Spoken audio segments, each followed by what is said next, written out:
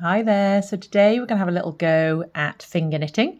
We're just going to be using 2 fingers because we're using super chunky rope. If you are using a thinner rope, you may want to check out a video with more fingers used, but this is plenty for this super chunky 9mm rope, and the effect is lovely. So the first thing you need to do is to select the length that you want on one side of your neck, so whether you want a long necklace or a short necklace. All right, so I'm going to go about there, which is about 20 centimetres, which is like an average size necklace. And then what you're going to do is you're going to be using your index finger and your middle finger. So first you're going to put it between those two fingers. Mine's on my left hand because I'm right-handed. And I'm going to be taking it over my index finger and over the back of my middle finger. And then I'm going to you have to do that quite low down on your fingers because you need to do it a second time. So over my index finger and over my middle finger. Okay, and then the process is simple.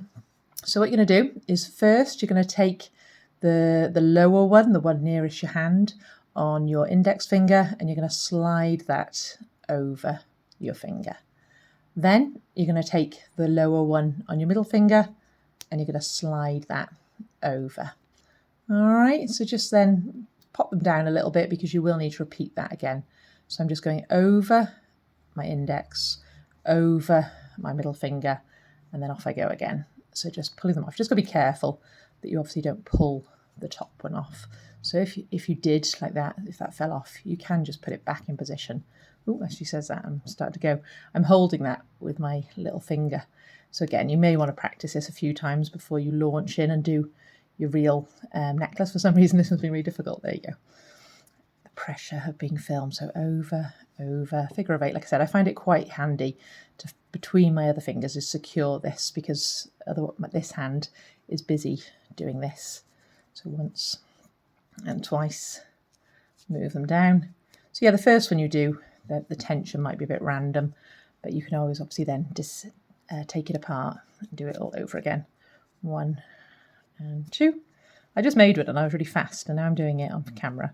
I seem to have slowed down, so let me try and go a bit faster for you. 1, 2, like that. 1, 2. So yeah, really nice and enjoyable.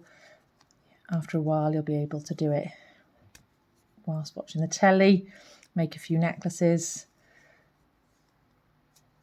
You'll notice I always go over and under the same way. It actually wouldn't matter if you went, trying to do the opposite to what I did. So if you went over and under, but I don't find that as comfortable. I think that one's better. There we go. So you're just going to keep going. I won't keep you. Oh, I will keep you on here actually. You'll have to keep watching me a moment, only because at the end, obviously, you'll need to know how to release it. You can't just stop. You have to do something special. So I'm nearly there. Over, under. 1 and 2. Okay, I've got quite a lot left, but I think you get the idea now. So I'll stop here and I'll add a bit more later. So you're going to take the 2 off your fingers that haven't been used yet. And then obviously you've got this end here. And then it doesn't actually matter which side you enter it from, the front or the back, but you just need to go through both of them like so, and then pull it nice and tight. You might have to do a little bit of like sorting out to even them up a bit so that they look kind of the same on each side. There you go.